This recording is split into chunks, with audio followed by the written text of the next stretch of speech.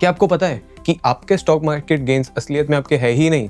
जब तक आप टैक्स का मैथमेटिक्स नहीं समझते, तब तक आपके गेन्स का एक बड़ा हिस्सा गवर्नमेंट के पास जाएगा। लेकिन अगर मैं आपसे कहूं कि 1,25,000 तक के गेन्स हर साल आप जीरो टैक्स पर निकाल सकते हो, आज मैं आपको एक ऐसी स्ट्रेटेजी बताने वाला हूं जिससे आप लीगल तरीके से अपना टैक्स काफ़ी हद तक कम कर सकते हो।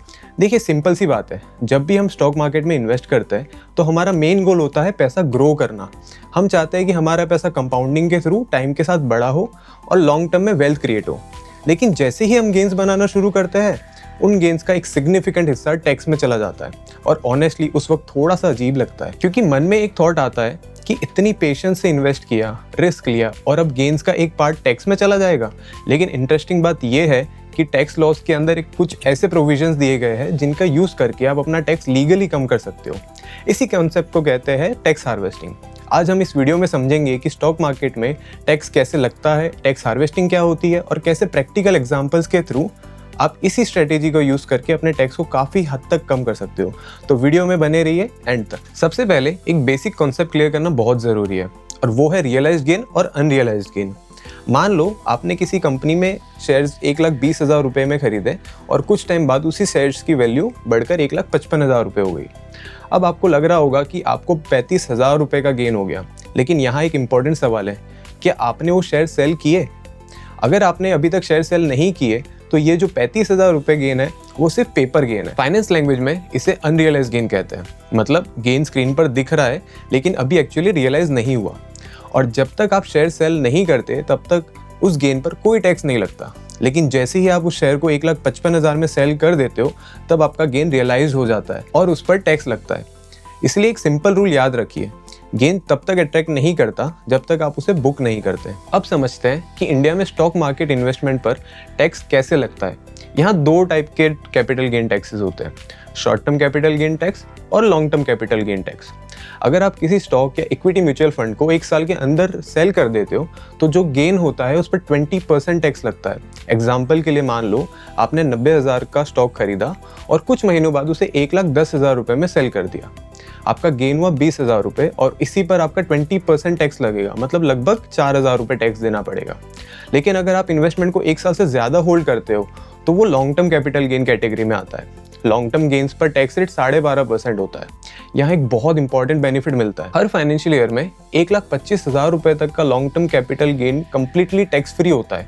मतलब अगर आपका टोटल लॉन्ग टर्म गेन एक साल में 1,25,000 तक है तो आपको उस पर कोई टैक्स देना नहीं पड़ेगा। और इसे एग्जेम्पशन का स्मार्ट तरीके से यूज करने को ही टैक्स हार्वेस्टिंग कहते हैं। सिंपल लैंग्वेज में समझे तो टैक्स हार्वेस्टिंग का मतलब होता है अपने गेन्स को इंटेंशनली बुक करना, सिर्फ टैक्स एग्जेम्पशन का बेनिफिट लेने के लिए, और उसके बाद तुरंत उसी इन्वेस्टमेंट को दोबारा बाय कर लेना। अब यहाँ पर एक डाउट ऑलमोस्ट हर इन्वेस्टर के माइंड में आता है। शायद आप भी ये सोच रहे होंगे कि अगर मैं अपनी इन्वेस्टमेंट सेल कर दूंगा तो मेरा कंपाउंडिंग ब्रेक हो जाएगा। ये डाउट बिल्कुल लॉजिकल है। चलिए इसको एक सिंपल एग्जांपल लेके समझते हैं।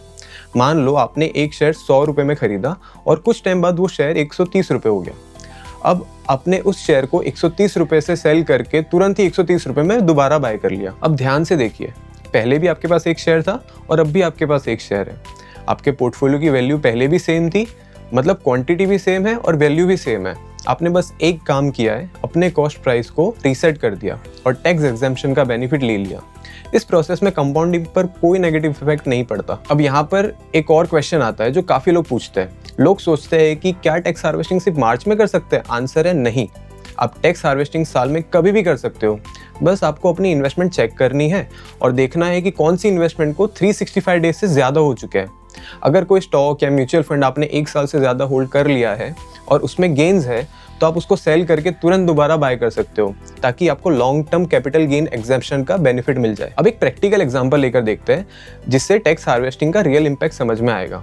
मान लो आपने 6 लाख रुपए इन्वेस्ट किए और आपका पोर्टफोलियो एवरेज 13% से एनुअल रिटर्न जनरेट करता है।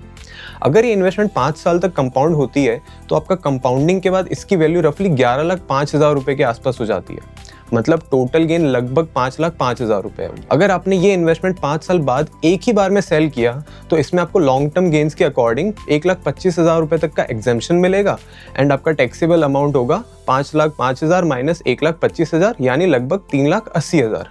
इस पर 12.5% टैक्स लगेगा, जो रफली 47,500 के आसपास रहेगा। अब इसी एग्जाम्पल को टैक्स हार्वेस्टिंग के साथ देखते हैं। पहले साल 6 लाख रुपए पर 13% रिटर्न आता है और वैल्यू लगभग 6,78,000 रुपीज़ हो जाती है। आप इसे बुक करके वापस तुरंत बाय कर लेते हो, यानी रियलाइज्ड गेन जो आपका हुआ वो 78,000 रुपये हो जाएगा, जो 1,25,000 की एग्जेम्पशन लिमिट से काफ़ी कम है। तो आपका टैक्स 0। दूसरे साल इन्वेस्टमेंट ग्रो होकर लगभग 7,66,000 रुपीज़ हो जाती है और वापस बुक करके आप तुरंत बाय कर लेते हो, तो आपका रियलाइज्ड गेन लगभग 88,000 हो जाता है। फिर से एग्जेम्पशन के अंदर तो टैक्स अगेन 0।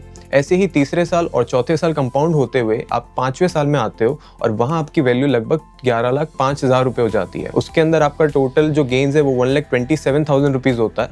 एग्जेम्पशन का अगर हम यूज़ करें तो 1,25,000 में से अगर आप 127 माइनस करोगे तो आपका टैक्सेबल अमाउंट जो बचेगा वो होगा 2,000 रुपये, जिसके ऊपर 12.5% इंटरेस्ट लगाने के बाद जो आपका टैक्स अराउंड आएगा और 250 रुपये आएगा। मतलब जहां बिना टैक्स हार्वेस्टिंग के आप लगभग 47,500 रुपीज़ का टैक्स देना पड़ रहा था, वहीं टैक्स हार्वेस्टिंग यूज़ करके आपका टैक्स ऑलमोस्ट 0 हो गया, राइट। 250 rupees nothing. अब एक और पावरफुल कॉन्सेप्ट आता है जिसे टैक्स लॉस हार्वेस्टिंग कहते हैं। मान लो आपके पोर्टफोलियो में एक स्टॉक पर 1,10,000 रुपये का गेन है और किसी दूसरे स्टॉक में 45,000 रुपये का लॉस चल रहा है। नॉर्मली इन्वेस्टर क्या सोचता है, लॉस में है तो होल्ड कर लेता हूँ, जब गेन में आएगा तब बेचूंगा।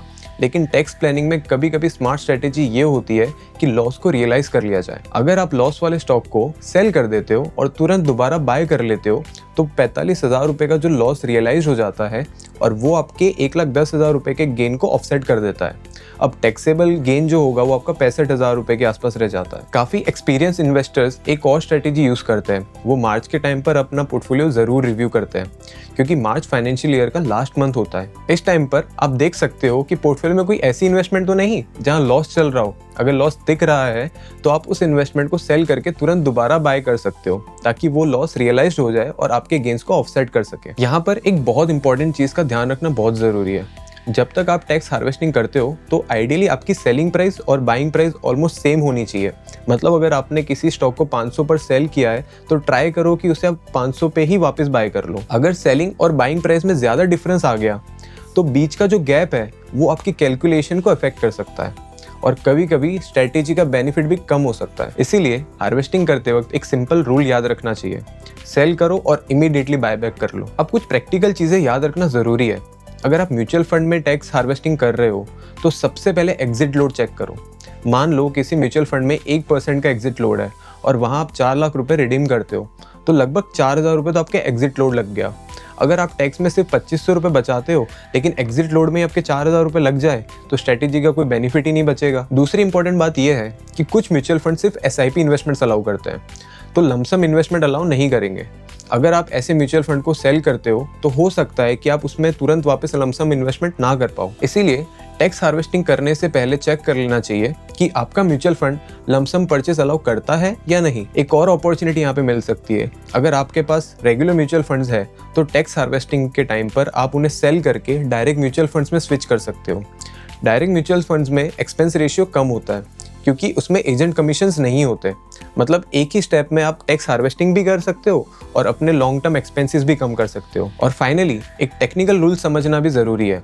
अगर आपको लॉन्ग टर्म कैपिटल लॉस हुआ है तो वो सिर्फ लॉन्ग टर्म कैपिटल गेन के अगेंस्ट ही ऑफसेट हो सकता है। मतलब लॉन्ग टर्म लॉस को शॉर्ट टर्म गेन्स के अगेंस्ट एडजस्ट नहीं कर सकते। लेकिन अगर आपको शॉर्ट टर्म कैपिटल लॉस हुआ है तो वो काफ़ी फ्लेक्सिबल होता है।